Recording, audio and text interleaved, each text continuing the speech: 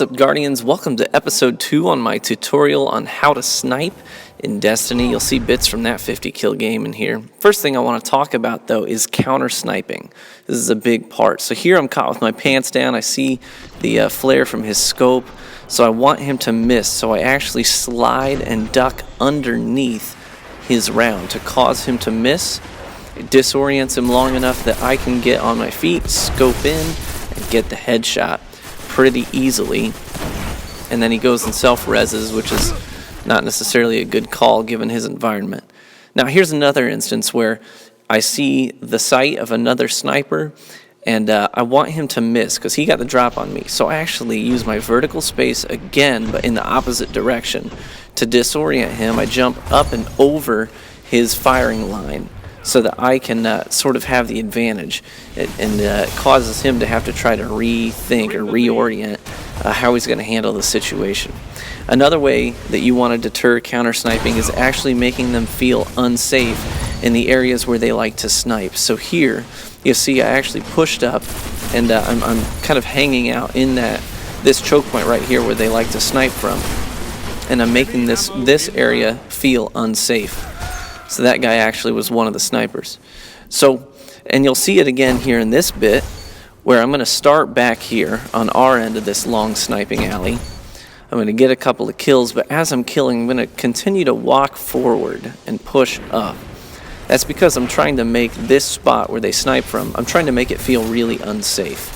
So I'm trying to deter players from using this area as an opportunity to snipe players on my team, so that when I'm sniping, I don't have to maybe worry about quite as many players on their team using this spot to snipe from, so I don't have to worry about dying from snipers quite as much. So you see, I'm walking forward, and now I'm just going to make them feel unsafe even in their own spawn point.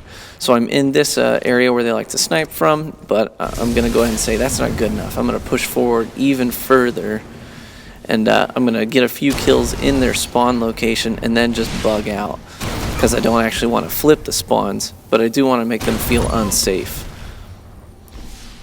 So that's a big part of being a good sniper in this game, is learning how to counter snipe. Another part is learning player patterns. Where are the areas where players like to travel?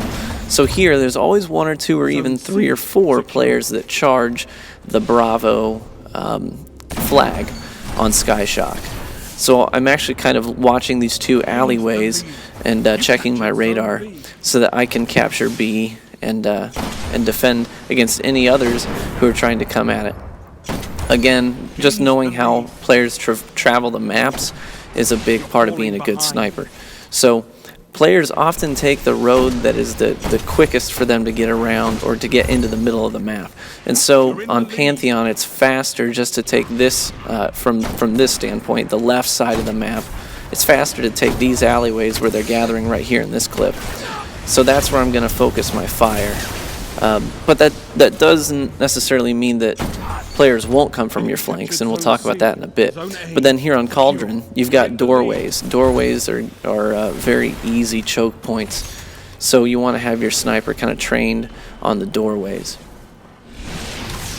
Now, another part of being a good sniper means understanding how to keep your composure in close quarters scenarios, because you're not always going to have enemies way off in the distance. Sometimes you're going to have to snipe them up close and personal. So they might get this close, and you'll have to learn how to orient your sights. Now, the biggest tip or advice that I can give you is just don't freak out. So many players in those scenarios where suddenly enemy players are right up in their grill, they just kind of freak out and start firing really, really fast. Like, don't do that. Keep your composure. Keep steady pressure on the joysticks. You don't want to get jumpy or jerky. Just kind of gradually train your sights where you know they need to be. Sometimes you might lose those engagements just because you have a sniper in close quarters, but keeping your composure and keeping gradual pressure on those thumbsticks will increase your chances of coming out on top. So you're going to see a lot in this clip, this alleyway here where players like to gather and focusing there. But at the same time, don't forget about your flanks. Come over here every now and then, check for red, and if there's red, eliminate the threat. Because every now and then a player will get the bright idea that, hey, I can use this back alleyway to flank these guys. And most players will use the road most traveled, but occasionally you get the one that's trying to outsmart and outplay you. So you just got to consistently, and you'll see again here, consistently check your flank. So I see a little bit of red, bingo, there he is, trying to flank me.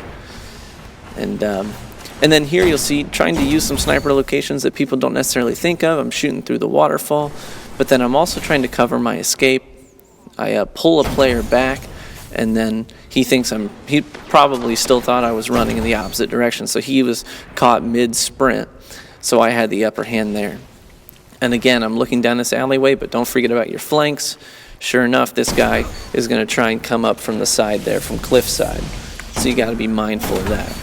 So those are the things I really wanted to focus on in this video: counter sniping, learning how to keep your composure in close quarters scenarios, and also learning how to just be mindful of your flanks, because people will try to outsmart you and outflank you if you're using a sniper rifle. Watch, this guy just jumps off the map trying to get that heavy, and luckily I got a round in on him before he fell.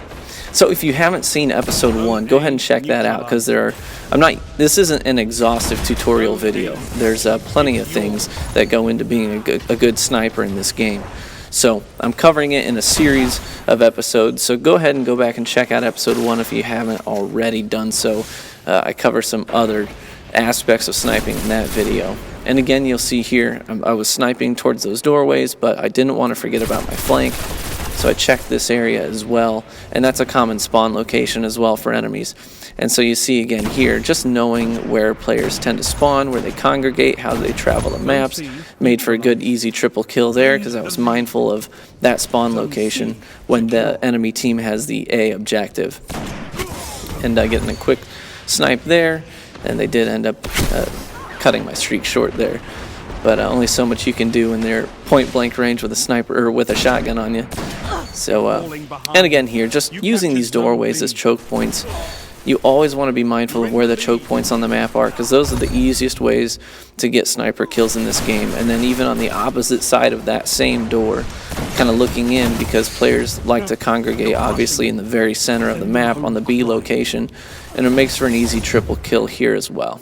So I hope this was in any way helpful for you guys. Feel free to give me some feedback. If you haven't checked out episode 1, please do so, and feel free to follow me on Twitter. Thanks, guys.